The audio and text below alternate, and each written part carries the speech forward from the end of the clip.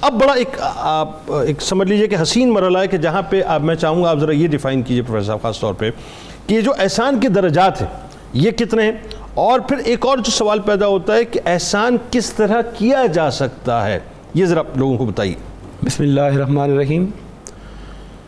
بہت خوبصورت جس طرح ان اللہ لمع المحسنین کی آیت کریمہ کے حوالے سے گفتگو کا ہمارے فاضل مہمانوں نے اس پہ گفتگو کا آغاز کیا۔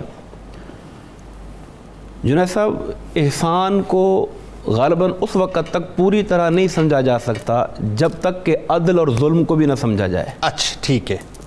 اس لیے کہ یہ تینوں اصطلاحات ایک دوسرے کے ساتھ ایک مطابقت رکھتی ہیں۔ ٹھیک۔ عدل کیا ہے کہ جس کا جتنا حق بنتا ہے اس کا اتنا حق اسے دیا جائے۔ واہ۔ نیکی میں بطور بدلہ جتنا نیکی اس کے ساتھ اس نے کی اس کے ساتھ اتنی نیکی کی جائے، اور اگر اس نے برائی کی تو اس کے ساتھ اتنی برائی کی جائے، برائی کی سزا دی جائے۔ ٹھیک ہے، تو یہ عدل میں آتا ہے۔ ٹھیک ہے۔ لیکن اگر جتنی نیکی کسی نے کی اس کے بدلے میں اس سے بڑھ کر نیکی کی جائے تو یہ احسان ہے۔ ٹھیک۔ اور جس نے جتنی غلطی کی اس کی سزا کو چھوڑ دیا جائے، معاف کر دیا جائے تو یہ احسان ہے۔ ٹھیک ہے۔ تو احسان کو ڈاکٹر صاحب نے بہت خوبصورتی کے ساتھ اس کی جو وسعت ہے اس کی طرف اشارہ کیا۔ ٹھیک ہے۔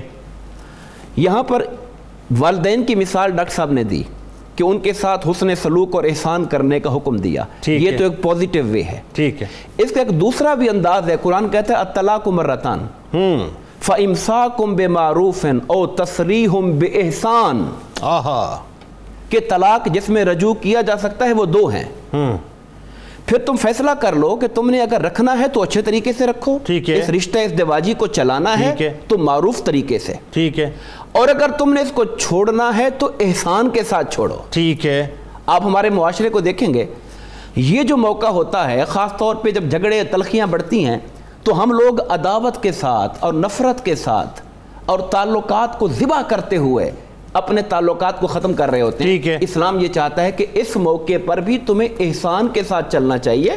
ٹھیک ہے، نباہ نہیں ہو سکا، مزاج میں ہم آہنگی نہیں تھی، آپس میں نہیں چل پائے، تو اس تعلق کو توڑو بھی تو خوبصورتی کے ساتھ توڑو۔ کیا کہنا